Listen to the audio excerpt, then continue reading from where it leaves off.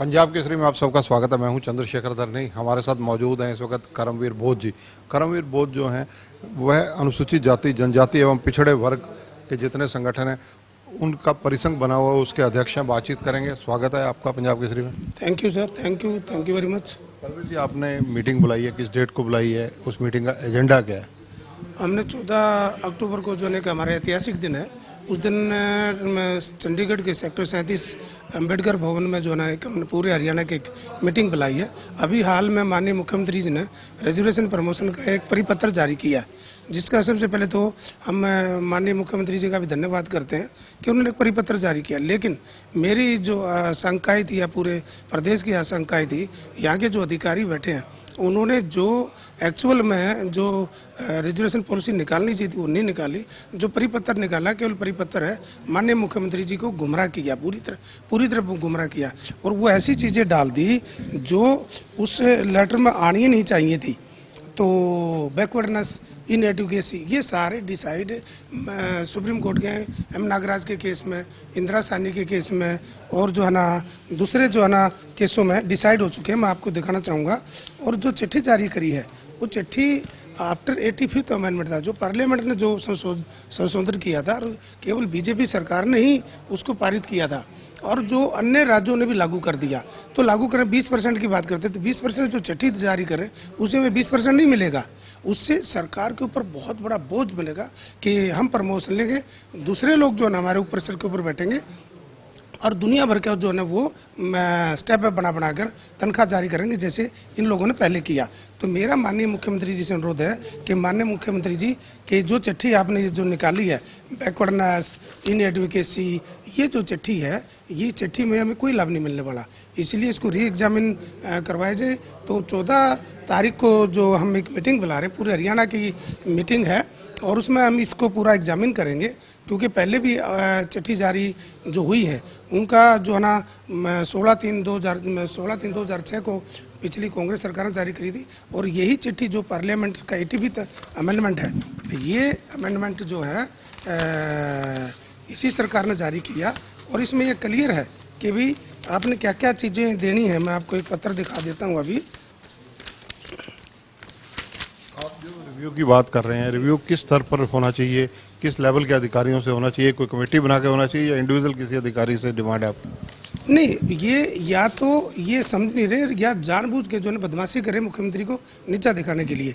अब आप ये देखोगे कि ये 85th अमेंडमेंट पार्लियामेंट का संशोधित बिल है, 2000 में पारित हुआ और इसमें क्लियर लिखा हुआ है कि आपने जो प्रमोशन है हर कैटेगरी में मिलेगी, एनी कैटेगरी। और क्या मिलेगी? With consequential seniority. मैं प्रमोट 5 आदमी हो गया तो मैं उसके साथ नहीं मानते ना, उसको वहीं बैठाएंगे, जो कि गलत है। और एक दूसरा, विधानसभा में भी मैं क्लियर कहता हूँ, जो यहाँ का जो अधिकारी है मेरे से बहस करे या माननीय मुख्यमंत्री जी, मैं जो ना टीवी के माध्यम से हम आपसे पर्सनल भी मिलेंगे कि आपको विधानसभा में झूठ बुलवाया गया। क्लास 3 और 4 में रिजर्वेशन प्रमोशन नहीं है, रिजर्वेशन प्रमोशन नहीं है। जो स्टे लगा हुआ 15 की जो हिदायतें हैं वो अभी भी स्टे हैं। अगर वो जारी करती होती तो इसी प्रकार ये भी जारी होती।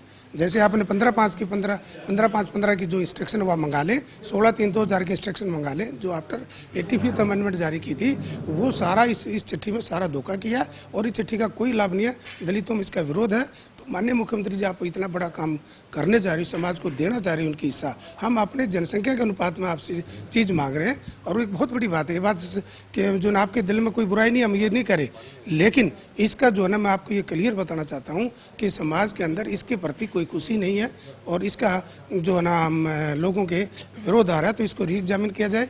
तो ये हमारी अपील है। क्लास 3 और क्लास 4 का आप जिक्र कर रहे हैं, उनका मामला क्या है और कहाँ पर स्टे है उनका? क्लास 3 और 4 में 15/5/15 की इसी सरकार ने, इसी मुख्यमंत्री जी ने जारी की थी, जो स्टे हो गया था मामला, आज तक कोर्ट में पड़ा है और वो कहते हैं हमने जारी कर दिया। जारी का चौधरी देवीलाल जी की 9/2/79 की हिदायतें हैं, उसमें कहते हैं प्रमोशन दो करेंगे, सीनोटी नहीं देंगे। वो चिट्ठी क्लास 3-4 में नहीं दे रही। आफ्टर 85th अमेंडमेंट 2 बार जो जारी करी है, ये धोखा है। विधानसभा में इतनी बड़ी झूठ बुलवाई गई माननीय मुख्यमंत्री जी से कि भी जो ना इन अधिकारियों को बुलाओ, हमें बैठाओ आमने सामने, जो कहोगे हम जुर्माना भरने के लिए, जो भी आप सजा दोगे देने की तरह, ये झूठ बुलवा रहे हैं आपको। और ये चिट्ठी में जो जारी की है ये बहुत बड़ा धोखा है। और इन लोगों ने जो आपको असली बातों को आपको छुपाया गया है। ये क्लियर जो है ना बाहर के ये जो है ना क्लियर है। ये आप ये देखें, ये चिट्ठी मैं आपको दिखाना चाह रहा हूँ। ये चिट्ठी देखें, ये चिट्ठी ले। चिट्ठी में स्पेसिफिकली क्या है जो आप इसमें जो सुप्रीम कोर्ट की जो इन बैन लगाई थी, ये एम नागराज है, ये जर्नैल सिंह है। जर्नैल सिंह ये कह रहा है कि जो आपने चिट्ठी में लिख दिया बैकवर्डनेस इन एडुकेसी और जो है ना वो होगा, वो हमारे ऊपर लागू नहीं होती। वो ऑलरेडी डिसाइड है, सुप्रीम कोर्ट ने डिसाइड, भारत सरकार ने, ये भारत सरकार का लेटर है, ये लेटर भारत सरकार का लेटर है। भारत सरकार ने कह दिया कि नहीं, जरूरत नहीं है। तो इसलिए माननीय मुख्यमंत्री जी आप देखें, और जो है ना मैं अपने एमएलए से भी, जो मंत्री उनसे भी अनुरोध करूंगा कि भाई आप जो ना, क्योंकि खुशी हो जाती तब तो लहर चल जाती, इतना बड़ा काम था ये। अगर सपोज करो जैसे 14 की आपकी मीटिंग है, उस मीटिंग में कोई रणनीति तैयार करेंगे या आंदोलन की रूपरेखा तैयार करेंगे? नहीं, पहले रणनीति तैयार करेंगे, माननीय मुख्यमंत्री से हम मिलेंगे, उनसे टाइम मांगेंगे, और उस जब तक हम स्वागत नहीं करेंगे, स्वागत जब ही करेंगे चिट्ठी में जो माननीय मुख्यमंत्री जी का जो मैंने वो करें। पहले हम प्लान बनाएंगे, माननीय मुख्यमंत्री जी और हमारे मंत्रियों को इसके बारे में रिव्यू के लिए जो है ना वो करेंगे, और आगे से जो भी कुछ जो बाकी जो लोग पूरे हरियाणा के लोग आ रहे हैं वो फैसला करेंगे क्या करना है। और मुझे लगता है कि शायद सरकार में इस प्रकार की हलचल हो चुकी है। सरकार ने, माननीय उच्च अधिकारियों ने, मैं अभी नाम नहीं लेना चाह रहा, उच्च अधिकारियों ने इसके ऊपर फाइल मंगाई है, और वो खुद चिंतित है ये क्यों छोड़ दिया। जो चीज़ थी वो जानबूझ के छोड़ी गई है, ये उच्च अधिकारियों के नोटिस में आ चुका है मामला। तो मैं भी माननीय मुख्यमंत्री जी समय रहते हुए अपनी इतना बड़ा काम करने की जो इच्छा जताई है वो सारी माटी हो रही है। और ये जो यहाँ जो ये लोग जो अधिकारी बैठे, वो जो लोग, मैं ये कहूँ कि उनकी जो ना नीति मनसा ठीक नहीं है, नीति ठीक नहीं है। और बार बार, मैं तो इसी बिल्डिंग का अधिकारी हूँ, मैंने आपके पास काम किया है, तो ये लोग बार बार मैंने कहा है कि नहीं चाहते कि भी कुछ लोग नहीं चाहते कि भी इनको हिस्सा मिले। तो ये जो ना नीति को सुधारने के लिए आप सीधा बुलाएं, हमें बुलाएं, हम आपसे रिक्वेस्ट करते हैं, प्रार्थना करते हैं कि इसको री एग्जामिन कराकर दोबारा नोटिफिकेशन जारी करें। लोकसभा विधानसभा ये दोनों चुनाव सिर पर हैं। कर्मचारियों का जो सरकार में विभिन्न पदों पर तैनात होते हैं, किसी जाति के हों, इनकी बहुत बड़ी भूमिका रहती है। तो ये सब चीज़ें भी आप मंथन करेंगे अपनी मीटिंग में? हाँ, बिल्कुल मंथन करेंगे, क्योंकि इससे अगर चिट्ठी से एक बड़ी बात आएगी, 40,000 का बैकलॉग आ गया है। उन अधिकारियों ने 40,000 की चिट्ठी के मुताबिक 40,000 का बैकलॉग आ रहा है, क्योंकि समय रहते जो भर्ती समय पर नहीं करी उन अधिकारियों का। तो ये भी मुख्यमंत्री जी के देखने की बात है। तो इसका प्रभाव बहुत बड़ा लोकसभा और विधानसभा में पड़ने वाला है। अगर ये चीज़ सही से लागू नहीं की तो ये नुकसान सरकार को उठाना पड़ सकता है। धन्यवाद। तो देखिए, ये हैं करमवीर, जो एक तरह से पहले मुख्यमंत्री के दरबार में अपनी बात रखने के पक्षधर हैं। 14 तारीख को इन्होंने मीटिंग बुलाई है, उस मीटिंग में निर्णय होगा कि अगली रणनीति क्या बनेगी। लेकिन इनका सुझाव, इनका विचार स्पष्ट है कि पहले जो है मुख्यमंत्री जी से मिल अपनी फरियाद रखी जाए, अगर वहाँ सुनवाई नहीं होती तो उसके बाद अगली कोई स्ट्रैटेजी बनाई जाए। कैमरामैन संजय सिंह के साथ चंद्रशेखर धरनी, पंजाब केसरी टीवी, चंडीगढ़।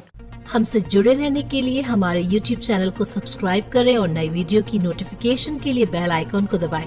अगर आप ये वीडियो Facebook पर देख रहे हैं तो लाइक जरूर करें और ज्यादा से ज्यादा शेयर करें। धन्यवाद।